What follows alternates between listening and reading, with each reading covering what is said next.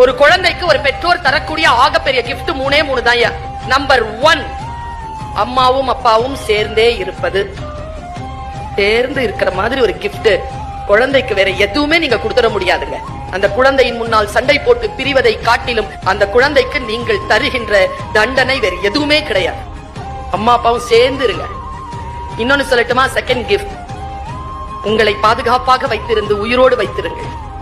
உங்கள் குழந்தைக்கு நீங்கள் இருவரும் உயிரோடு இருப்பதை விட வேற அற்புதமான கிஃப்ட் வேற கிடையாது. எனக்கு அப்பா இல்ல, எனக்கு தெரியும் அப்பானா என்ன. நிறைய பேருக்கு அம்மா இருக்காது, நிறைய பேருக்கு அப்பா இருக்காது. இருந்த 2 பேரும் பிரிஞ்சு இருப்பாங்க. அந்த குழந்தையின் மனநிலையை யோசித்து பாருங்கள். குழந்தை என்று வந்துவிட்டால் பெற்றோர்களே, it is not a biological factor, it is a social responsibility. அது ஒரு சமூக பொறுப்பு. ஒரு குழந்தைக்கு பெற்றோராக இருப்பது என்பது சமூக பொறுப்பு. மூன்றாவது சொல்லட்டுமா? கிஃப்ட்.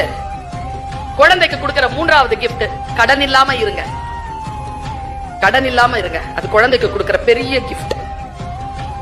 அந்த குழந்தையின் மனம் எவ்வளவு பாதிக்கப்படும் என்பதனை பிள்ளையின் மூலமாக உங்களுக்கு தெரிந்தால்தான் உங்களுக்கு மனம்